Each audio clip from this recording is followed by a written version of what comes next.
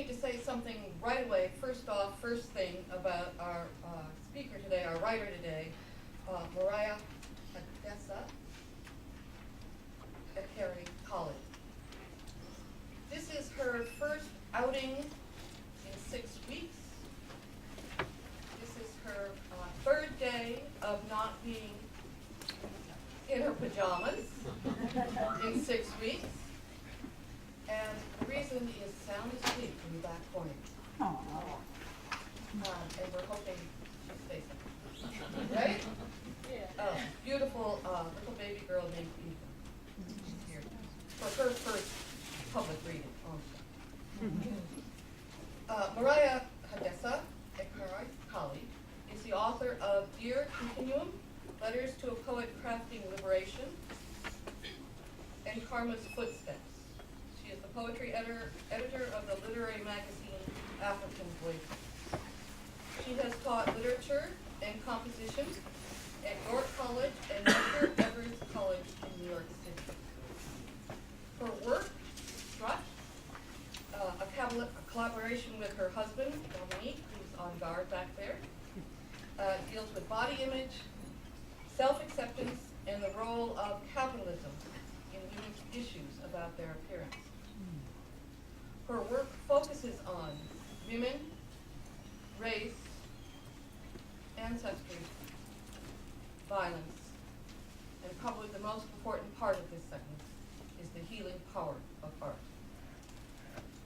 I don't usually do this, but I'm going to read one paragraph that she wrote in her book, Dear Continuum, which is very inspirational and lovely to read because it just captures, in her words, how I feel when I read her book. Being an artist is beautiful and it is hard. Envisioning peace in a country that is perpetually at war is a challenge. Moving my pen helps me maintain my faith in peace, love, and justice. Seeing younger artists dedicated to art and liberation inspires me to no end. If it were not for the continuums of the world, I would have put my pen away a long time ago. Please welcome Mariah.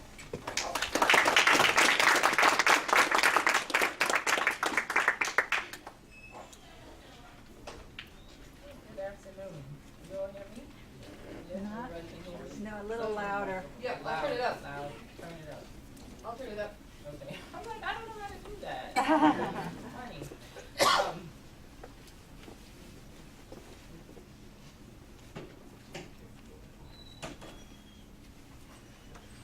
Okay, is that good? Yeah. Yeah, okay, thank you. All right, so again, good afternoon, everybody. Good afternoon. Thank you. I'm really happy to be here. It's true, I've been hanging out at home for 6 weeks, and those of you who are parents probably understand that a lot, and those of you who have parents, you don't remember that period of time, and you're probably glad you don't. But, you know, I'm really glad that this is the first place that I've come out to. And I got a bunch of stuff to say. So, I'm going to start with a poem from my mom. That's what I'm going to do. Right? It's only appropriate. The piece is called Learning to Swim. She was the baby of the family, curious and neon, magic unraveling her singing braids. There was music coming off of her, violins, batas, pianos, castañetas, sounds that her mama couldn't relate to. Sounds that reminded mama of sin. Imagine seeing a sunflower girl, knee-high, southern tinge, tangos and rumbas tickling her feet. Imagine the first time the branch of the peach tree ripped her skin because she'd been caught moving to some rhythm, not born of the church. It was everything. Her sound, her scent, her earth speak brought the hands and brought the belts and brought the switches down. And she tried when she left their house. She tried to conjure her dance again and hear the whispers under her feet. She pulled watercolors around her waist. She wore amber and amethyst on wrists and shoulders. She chanted and she wound her way through jazz. But no one could read the smoke signals of her cigarettes. He said death would be sweeter than any of this. And when we met, she was 35, and I was newly born, and she was still drowning. But she gave me studios to dance in, trumpets, screaming magentas, muted blues, congas, and modeling clay. She kept judgment in a locked box, too high for me to reach. She stepped aside. My mother stepped aside. She'd evacuated her own dreams and courted death many times. And when I met her, she was still drowning, but somehow she took me to the water, and somehow she taught me to swim.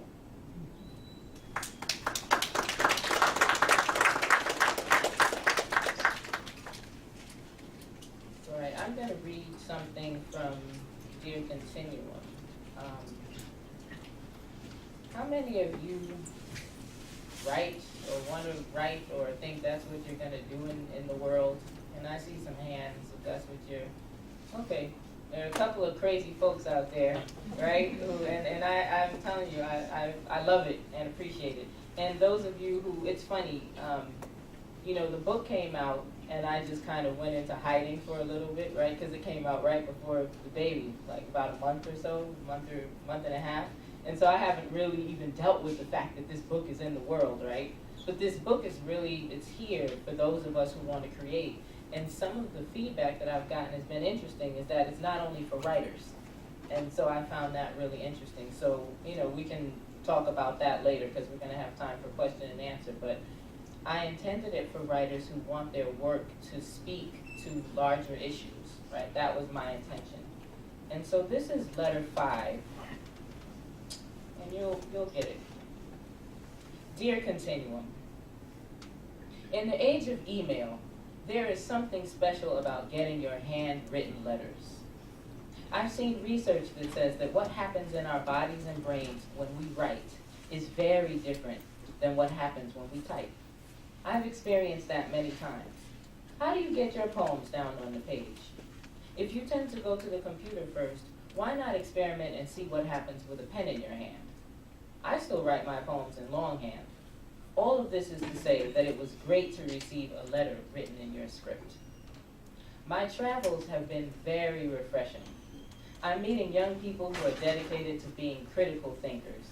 These budding scholars and artists give me so much hope for the future, in part because they want to be creators and not merely consumers. A young man sitting in the front row at my reading at Wright State University in Ohio asked me a beautiful question. He asked me when and how I got the courage to go on stage and share my work. I remembered then that courage was not the thing that moved me to step on any stage. In fact, the only reason I ever got up in front of an audience to read poetry was that Ira B. Jones, the publisher of a journal called Eyeball, told me that sharing my work in front of an audience was an essential part of being a poet. I was horrified when he told me this. I'd envisioned the writer's life as me tucked away writing and getting my books stocked on shelves in stores. The idea of reading my poetry to people was, and sometimes still is, terrifying to me. When I was a young poet, literally trembling in front of my audiences, I'd remember the words of Audre Lorde, "Your silence will not protect you." She also wrote, "Because the machine will try to grind you into dust anyway, whether or not we speak. We can sit in our corners mute forever while our sisters and ourselves are wasted, while our children are distorted and destroyed, while our earth is poisoned. We can sit in our safe corners mute as bottles, and we will still be no less afraid." Those words strengthened me every time I interacted with an audience, and I carry them now as I did then. Lord's words are a reminder that this writing and speaking is part of the work that needs to be done, whether or not I am afraid. What I told the young man in the front row was that I don't consider myself courageous. I'm doing what I have to do. I speak because these words are necessary. Somewhere out there, a woman is being terrorized, a billy club is drawing blood, someone is being stopped on the street because she or he wears supposedly suspect skin. There's a community garden being bulldozed. I speak to keep the circle unbroken. I speak because my ancestors had stories that no one wrote down in books. I speak so that we won't be invisible. When my voice is no longer necessary, I'll pack it away. What I want to say to you is that our work is not about us. It's not about our courage, and it's not about our fear. It's not even about us individually. It is about us collectively. I want to say that we owe it to the people who came before us and to those who will show up long after we're gone to speak the truth as we know it. We owe it to them to get the beauty and the ugliness on the page. That is love, and fear disappears in the face of that. One Mariahadessa.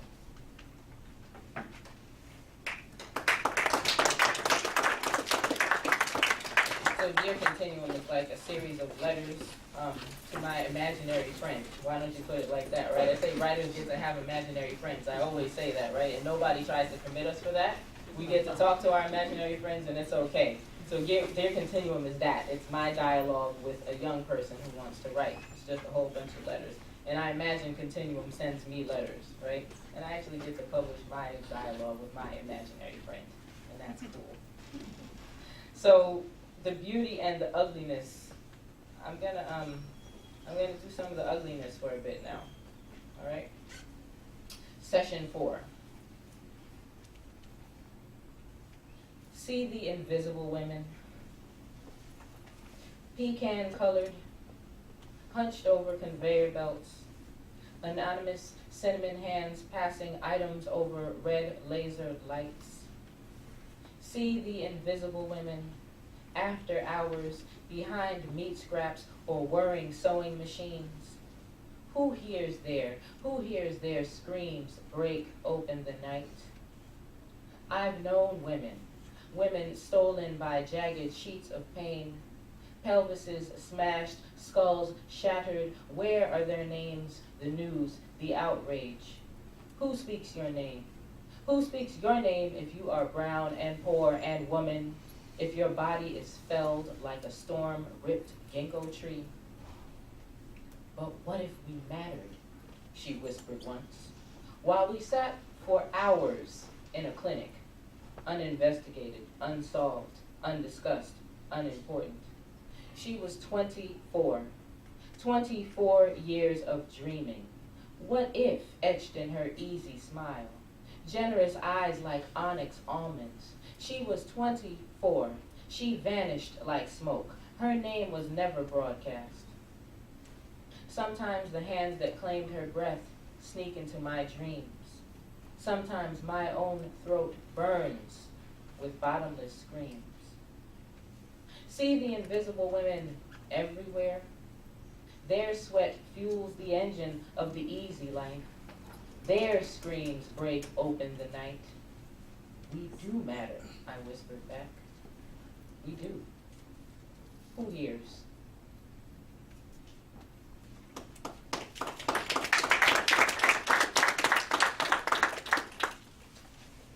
And this I always read, hard as it is sometimes, and I read it, I always say I will read it until I don't have to read it anymore for survivors of sexual assault everywhere. Forced entry. He broke into me, stole something. A brazen thief, never charged with forced entry. And no one sees the bruised prints, the scratch marks on my spirit. These don't make police reports. The dignity missing from my step doesn't qualify as physical evidence. I shake when I see him. Only my homegirls seem to notice. His boys Their mantra is, lying, bitch. They mutter it with machete-sharp eyes. Occasionally, one rouses himself to say it. Lying, bitch. And for the first time, I see these men not as men, but terrorists in training, camouflaged bombers on the ground floor of truth taking dynamite to its foundation. I see myself as a prisoner of war, an exile, a survivor. I wish this wasn't my story. But it is, 1,000,000 times over. And just when I think it has gone away, it reappears at my doorstep in another woman's face or on the 10 o'clock news. And although I have loved men since, maybe another sister can't. And so this is our story. And it will be ours until we don't have to claim it anymore. Until women from Brooklyn to Oakland to South Africa can sit back in amazement and say, I cannot believe such things ever occurred. Until the word rape can be wiped out from vocabularies, stamped out of our memories. Until then, this will be our story, and wounded eyes will tell it, even when we don't.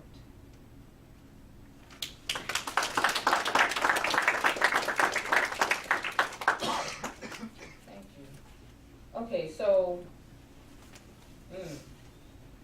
all right, we'll deal with one more. I always say there's got to be a difficult section, right, when you deal with art. There's always a difficult section. So we'll deal with one more of those difficult things, and then I'm going to usher you out of that, okay? So this is a piece that I wrote because the first college I went to, which I transferred from, was in Tuskegee, Alabama. Have any of you heard of Tuskegee, Alabama? Yeah, right? Okay, got a couple of people.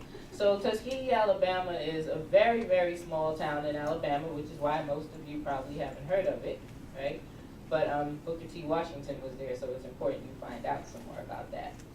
And so I went to school there, and it was a tiny place.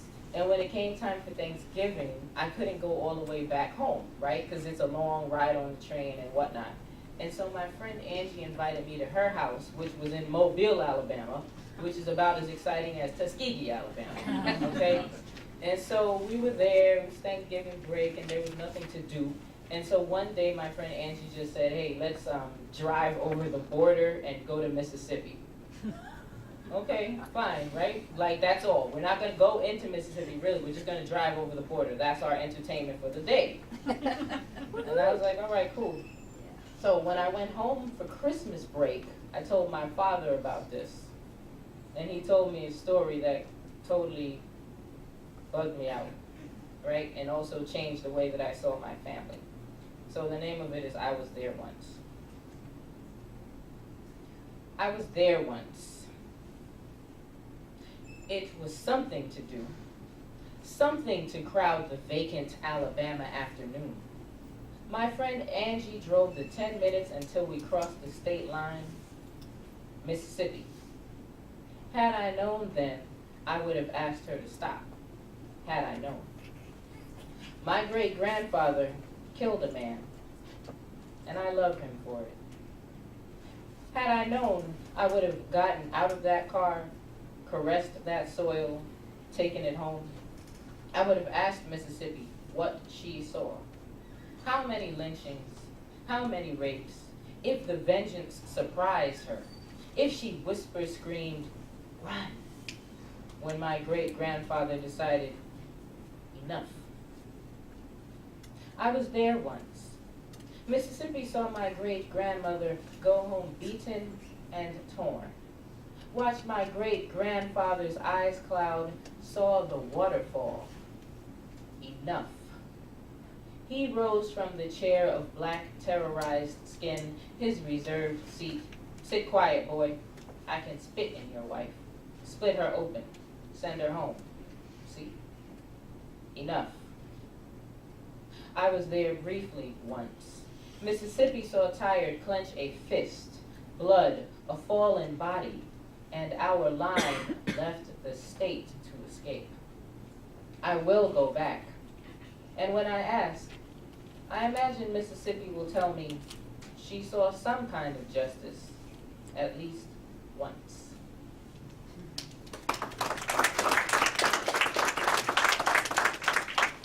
And so you know what's a casual joyride for me turned out to be like a nightmare, you know? And my father has said that he would never go back to Mississippi, or he would never go. He's never been there, and he says he will never go. But, you know, the new generation, you know how the new generation always is, right? I mean, you all are the next generation after, God knows how many generations after me. You're always bolder than the ones before in some sense, right?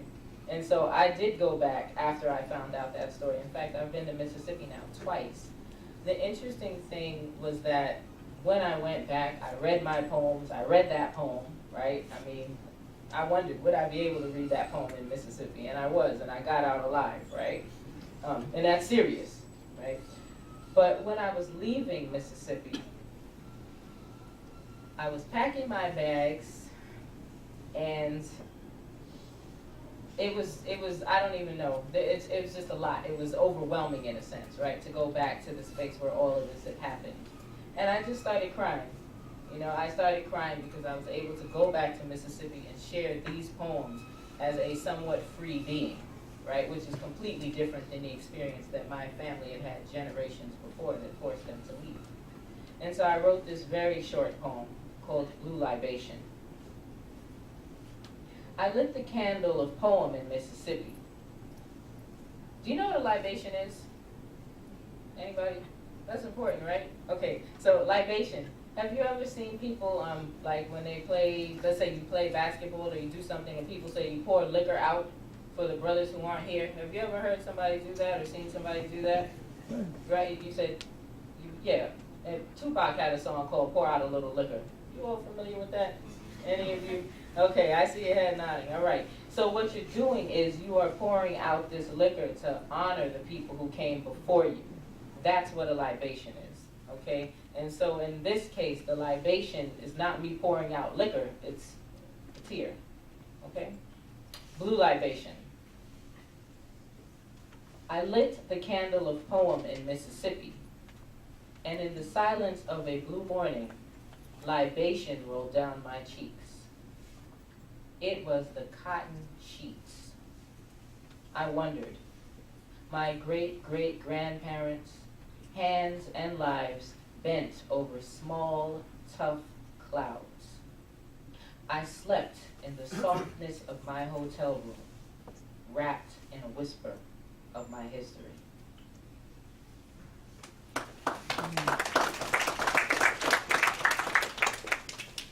Right, so I have just think four more. Is that good time wise?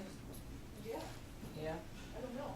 Yeah. Okay, because we said we wanted to have time to do question and answer. You all interested in that? Say yes. Is that good? Yeah. Okay. So, all right. I'm going to read you,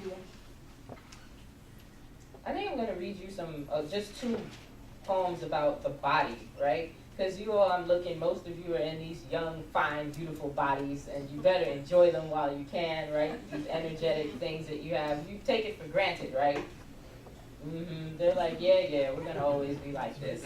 Yeah. Well, those of us who have gone through some different transitions, we know that things might change, right? And you got to hit the gym like Michelle Obama if you want to, look a certain way.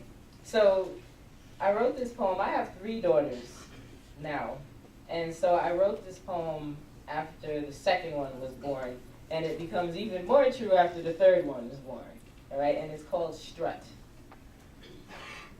After birthing twins, my friend whittled herself back to hourglass. She describes the black sand, her turquoise bikini, pride, seeing herself strut again. I will never wear one again, I say.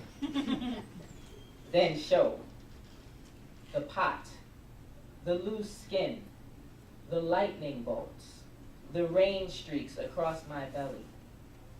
I wear the turbulent body of a stranger, sharp, soft, until the hill of broken muscle announcing life beyond my life. I thank my bones, my broken muscles. I thank the woman I was and the woman I am. Slowly, I learned to strut again.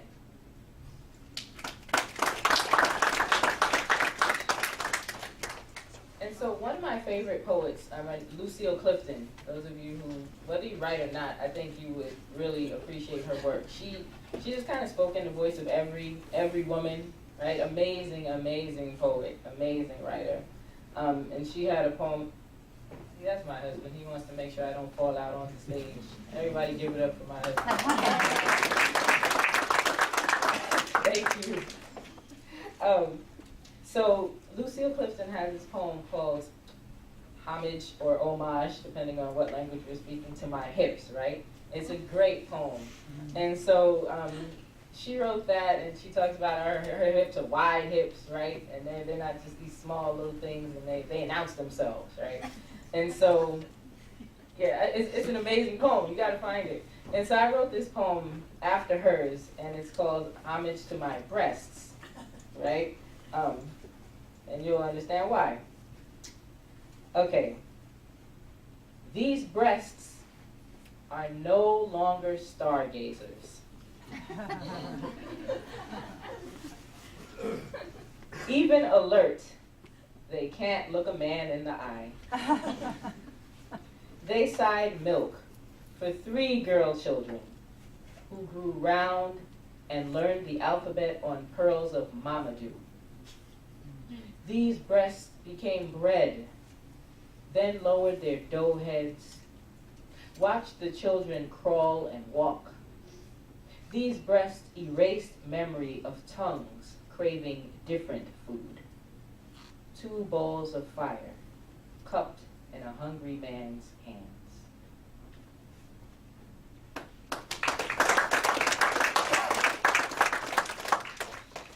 Yeah, I tell you all, enjoy what you have while you have it. So the last 2 are going to be blues. Right? I don't know if you all listen to the blues. Like, I know when I was 18, 19, 20, I was not listening to the blues because it made no sense to me whatsoever. Okay? It didn't make sense. Not just because the blues is not always sad, right? That's one thing. But the blues is, I always say, it's this thing, James Baldwin says the blues is something that bears witness, right? That's what it does. And I tend to think that, you know, you don't just want to bear witness when you're young. You want to bear witness and you want to change stuff. Am I right? Don't you want to make things change, right? But the first thing that you have to do is be able to bear witness and say what it is you saw, right? You have to be able to do that. Just say what it is you saw. And in the saying of it, you survived it. And that's part of the importance of the blues, right? It says, we saw this thing and we survived this thing, right? That's not me talking. That's James Baldwin who said that. I just did a bad paraphrase, right? No, that's true. Baldwin is eloquent and brilliant, right? I'm just trying to say it. So this is a short piece called Migration Blues. I left my daddy, the okra and the trees, earned myself a few degrees. I give back those letters, put down my pen, if I could just hear daddy's voice again.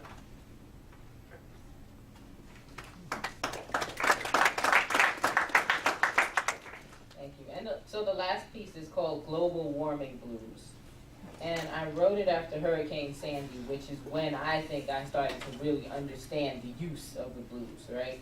Because when a hurricane is coming, there is nothing you can do but either prepare, right, or leave. And all I did, we prepared. That's all we could do, right? And my preparation was, first of all, I didn't really believe a hurricane was coming. Were any of you like that? Like, you're just kind of like, nah, they're exaggerating, right? I mean, you know, they always exaggerate on the news. They probably said it's going to snow today. It's just raining, right? You know how they do, right? And so when I went outside, I think it was the day before the hurricane, or so, I remember going, this thing is really going to happen. You know, you could tell the way the wind had picked up and everything. And so I remember going and buying a bunch of food and feeling like this really is happening. And so nothing happened where I live, in the house that we live in, but just, you know, down the block, a 35-year-old pine tree, just, it fell, right? My favorite tree just fell in the street. It was crazy. And then a few blocks, you know, further down, like you could walk and then you could see houses lines down, all kind of stuff. And then as you realize the devastation is serious, right? The college that I was teaching at the time became a shelter for people, and we were shut down for about 3 weeks. And I would go there and volunteer. And in the gym and in the art gallery, right, there are people who have no place to go. So, it's pretty shocking. And so I wrote this piece called The Global Warming Blues many months afterward, after I had kind of processed it, and processed the fact that there were some people who still had no place to go. The ocean had a laugh when it saw the shore. I said, the ocean had a big, big laugh when it saw the shore. It pranced on up the boardwalk and pummeled my front door. There's no talking to the water, full of strength and salt. No, there's no bargaining with water, so full of strength and salt. But I'm a mama working 2 jobs. Global warming ain't my fault. I said, please, water, I recycle. Got a garden full of greens. I said, look at here, I compost. Got a garden full of greens. Water say, big men drill, an oil spill. We both know what that means. Now my town is just a river, bodies floating, water's high. My town is just a river, but I'm too damn mad to cry. Seem like for big men's living, little folks have got to die. Seem like for big men's living, little folks have got to die.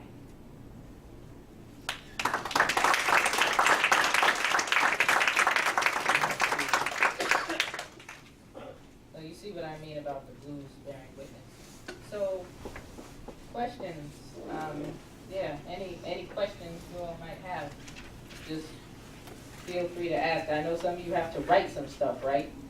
So maybe if you ask a question, you'll end up writing something that just blows your professor away and earns you, God knows, an A, or something like that, right?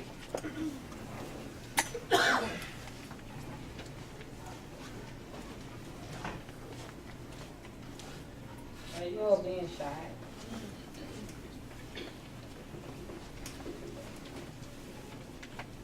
Yes. What do you do as a writer when you hit the wall of resistance? I hit it back. I didn't hear the question. When you do what? Hit the wall of resistance. Hit the wall of resistance. It's a big question. You know what? I write in my journal a lot, right? Like usually, right? Like right now, my daughter is 6 weeks old, right? So there is no usual right now, okay? But I usually write in my journal every day, every other day, something like that. And so there's always a flow. You know what I'm saying? There's always a flow that's going on just because I'm engaged in writing often, right? I'm engaged in writing every day. What I write in my journal is not poetry, right? It's not necessarily for the public. This is my private journal. But sometimes in the process of writing in that journal, things come up and I realize, oh, I could work with this later. You know, that's how I tend to just stay in the flow. Because I feel like if you're in the flow, you don't ever really get out. Now, of course, when you're writing and you're trying to edit, I mean, that kind of stuff is difficult. And you could mean that, right? Like when you're editing and doing all that kind of stuff. And nope, you mean what I answered. Okay, good. All right. Other questions or comments or ideas or anything, right? Don't be shy. Yes? Journey to publishing, what's that like? Oh, he asked a serious question, a journey to publishing. That's like just sending out work all the time, right? I mean, all right, what that's like is, I talk about this in the book, and so I'm thinking in my head exactly like, how do I want to explain this to you? The first thing to do is study the different markets, right? I mean, in fact, no, the first thing to do is know why you're writing. That's the first thing to do, right? Like, know why it is that you're doing the work that you're doing. And once you know that, It's gonna make the places that you look at to publish your work, it's gonna define like what you'll look at, right? If you know that you're writing for the everyday person, let's say, right, it might be important to you to get published more in a local newspaper than to get published in the New Yorker, right? If you know what your voice is, what your purpose is, what it is that you're doing, you know, why it is that you're doing the work you're doing. Do you see what I mean? It already eliminates certain things. If you know that you want to be like, you know, what did Frank Sinatra say, king of the hill, top of the heap, right? If that's what you're going for, then you know that you're going to have to go for those top tier markets, right? You're going to have to look at poetry or Tin House or the New Yorker or whatever, right? You have to know why it is you're doing the work you're doing. Then you need to study those spaces, right? Study the poets that are in those places, right? One of the things I like to do is when I like a poet's work a lot, I look at their acknowledgments page and I see where they got published, right? Where did they get published before? And if our voices are similar, I'm going to go and research those markets. So you got to do a lot of reading first. And so I used to do that. I used to spend hours in bookstores looking at journals and just sending work out and getting lots and lots and lots of rejections, right? Lots of them. And then, you know, acceptances start to trickle in. And so what it looks like, it's easier now because you can do most of your submission online. But in the past, we had to make photocopies of our work, and then we had to send it out with an SASE, you know, all of that type of stuff, and wait for it to come back, you know. So now you can just do that online. You can do it online through Submittable for a lot of those markets. And you get lots of rejection, your acceptance comes, and you just keep moving. You know, that's what that's like. And the book publication, like the first book publication, that was something like 6 years between acceptance and the actual book happening. Yeah, right. I know that was something. But it was, you know, a lot of things happened. I moved from one continent to another. I had a family, right? Like the first 2 people in my family, my daughters. And so I wasn't focused on editing a book. And then we edited the book, and then the book came out in 2011, right? So, and then in between that, and now this came out, and this was a lot shorter process, right? This took maybe 2 years between acceptance and like the actual book, okay? And I sent out lots of letters to try to get those published too. So it's a sending out process, you know? It's a lot of sending out and studying, and it's not quick. Online publishing is obviously different, right? So there are great online journals you might want to check out too. Your stuff will be up in 2 or 3 months, right? And they're reputable. So you've got options. Yes. I remember 2 of the states I never visited were Hawaii was one, it was so far away. The other was Mississippi. I was interested in what you were saying about it. And I always wondered, how do so many great writers come out of Mississippi? You know? Yeah. I mean, some of the best writers in the United States come out of that state. Well, I mean, it's interesting. When I went back to Mississippi, I mean, the place is thick, right? It's thick. The history is all right there, right? I mean, it's all right there waiting to be dealt with. Let's put it like that, right? Because we're not dealing with our history in this country. Like, let's be for real. We're not really dealing with it together, right? And we have an opportunity to deal with it together, but it seems like we keep dropping the ball, right? We just keep dropping the ball. We don't want to talk about it. It's too difficult. We don't want to hear about it. We're mad. We're upset. We don't want to. Mississippi is an interesting place, you know. I'm in the bus and we're going down the street and there's a dude selling Confederate flags by the side of the road, you know. I mean, this is stuff you in New York you would never see. And so it's like, wow, you know, the Confederate flag is everywhere in Mississippi, right? I mean, it's part of the state flag. It's part of the state flag. So it's there. And you know, the South is a really beautiful, interesting, again, deep place. It just is. But Mississippi's got this, I don't know, kind of got this thing going on. It's relaxed and beautiful and gorgeous. It's full of blood, and people are just waiting, I think, to have the conversation. I think it's just waiting. And why so many good writers come out of there, I don't know. That I can't say. Maybe she can tell us. Yes. What do you like to read and what influences you? I love reading poetry. I mean, I absolutely love reading poetry, right?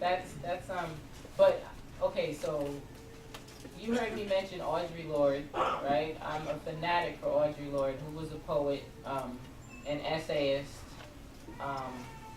amazing, amazing writer. James Baldwin, I'm an absolute fanatic for James Baldwin, essayist, fiction writer, one of the most brilliant thinkers. I often say a philosopher. I call Baldwin a philosopher. That man was just right on point. And had we dealt with what Baldwin was talking about in the 60s and the 50s when he was talking about it, we'd be in a different situation right now, right? I mean, it's a fact. Baldwin was fearless, and so I love Baldwin. And then Tazaki Shangye, who wrote For Colored Girls and many other things. Like, I love her work. I call her my high priestess of literature. I love her. And Lucille Clifton, and Alice Walker, and so Langston Hughes, and Willie Perdomo. So many people, so many people. I love reading. And when I don't love reading, I like looking at fashion magazines. Right? That's true. And like Architectural Digest. I like looking at pretty pictures when I'm not engaged in that type of study, right? I like just looking at pretty pictures, right? That helps, everything helps. Everything you take in helps your writing, right? It helps you be a human being. How about that? So, thank you for that question. Yes? What inspired you to start writing? Oh my God. I know the answer to this question. Could we hear the question? What inspired me to start writing, she asked. Okay, so my parents told me, I have to remember this, I always go, what was it? My parents told me that the first poem they saw me write was a poem to a Christmas tree. Right? And so that's a really simple, they were going to throw away the Christmas tree. They thought it was, it is past its date. Okay, they thought we're done. It was a fake tree, but they thought they needed to get a new one. And I was attached to the tree. I liked it. And so they were going to throw it out, and they found a poem on the box, which was next to the door to go to the incinerator, right? So to me, what that means is that I was inspired to write, and still am, but that was the root. When there's something inside that's stirring, like some kind of deep emotion that needs to come out, right? And maybe I can't, right? My parents were the authorities, and I guess they weren't listening to me, so I had to find a way to communicate with that tree. So it's got to be something that's in me. Something emotional, something stirring, something like that, right? And then it's got to kind of go from the gut, the womb, to the heart, and somewhere the editing is the brain, right? But the initial writing is all here. I say it's all body. That's how I see it. The initial writing is all body. It's the editing when I start to use the intellect and start to wrestle, right? So, but it's feeling. Mm-hmm. You're welcome.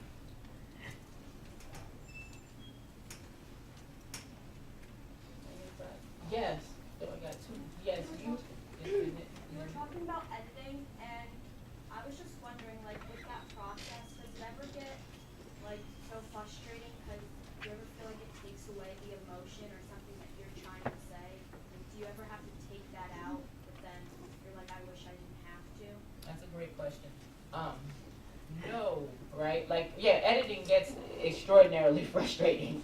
But yes, so that's a yes. It gets extraordinarily frustrating, and when I know I'm not getting where I need to get with a poem, I'll put it away, right? I think that's an important thing. Like, we're kind of in an instant gratification space right now, but again, when you have, back in the day when you couldn't get an immediate response, when you had to wait 6 months for a response with the self-addressed stamped envelope, you learn patience. And so I'm patient with the editing process. If I notice myself trying to push it, I will stop. Okay, that's one thing. And then the other thing is that if someone suggests something that's going to edit out emotion, right, that's not me editing by myself. Because I often edit by myself. But if I'm working with someone like an editor, like I did on this, and if they're suggesting something that's going to push the emotion out, I'll argue, right? I can't not have that in the poem. There's enough poetry in the world that doesn't contain that palpable or tangible emotion That's not why I came to the page, so I choose not to imitate that type of writing, you know?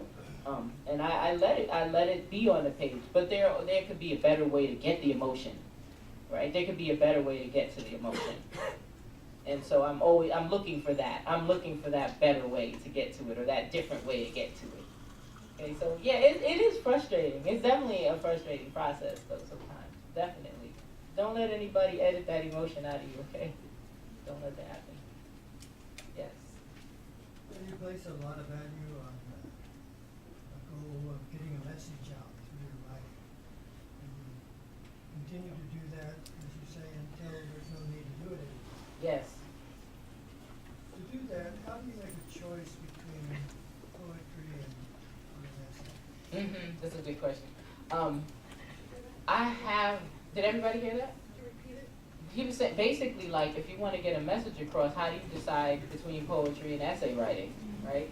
And so, poetry, it's funny, my poetry has gone through some journey, right? Like, you see, there's some shorter poems that are getting something across that I really, really want to say, but it's got to kind of be that distilled vision. The essay is where I just go nuts, right? I can say anything I want. I've got paragraphs and paragraphs. Like Dear Continuum could never, it's kind of like a series of essays in a sense, right? I could never write those things in poems, right? I've got this piece about Amiri Baraka in there, it's an essay. And I've got another piece about being a mother, and it's an essay. And there are things that I have to go deeper on. I have to expand on them, right? And so that's why I write an essay. But there are times in a poem where I can just say, this is what I want to get across, and I can get it across in this distilled way. And so that's what I'm going to do. Right? Does that make sense? Does that answer the question? Like, I just wrote this essay about being outraged. I could not write a poem about this sort of outrage. It was about publishing and about Black Lives Matter and about why it is that there's so few books that are written for children by authors of color. And there's no way that I would have put that in a poem, right? That's not, I wouldn't do that. I needed the 4 or 5 pages to go on and on and on, right? I needed that. And that's when I decide, that's when I know, okay, this right here is going to be an essay, right? This right here is going to be a poem. I haven't written an essay on rape, but I've written a poem on rape, right? It's how I choose to deal with it, right? Certain things just, they put it like this, the subject matter kind of is what tells me what it's going to be, right? Whatever the subject matter is, this is a poem. This, I need an essay. You need to write me in an essay. You're that mad. Do you see what I mean? I don't always dictate everything. Does that make sense? The thing dictates the form. What process you went through.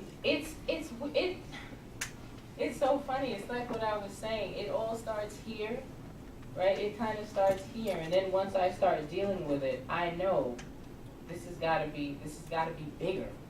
You know, this has got to be bigger than the poem. Like this needs to be small to be digestible, right? Some things aren't digestible. Let me put it like that. It might be better in art than it is in an essay. I had a guy tell me once that the Mississippi poem and the rape poem, he had gone through the military, right? The forced entry poem and the poem about Mississippi. He said that those 2 poems helped him understand sexual assault and racism better than all the training that he'd gone through before the military. And that's the difference between maybe the essay and the poem, right? The essay and the art. The art can get us, where the essay, some of us might say, I'm not even going to open that up, right? Not even interested in an essay. So contrary-wise, poetry moves a lot of people. It does, and it depends on how you write it, right? I mean, what you do with it. There are different ways to write a poem, right? I mean, you heard I went through some different styles. I didn't read the most dense things that I have, but there are different styles. Mississippi, that's 2 different ways of dealing with the same subject matter. One I like to say is a poet's poem. The other one is a little bit more open, right? And invites you in a different way. And as a writer, you choose what you want to do. You choose how you are going to approach your subject matter, right? You choose that.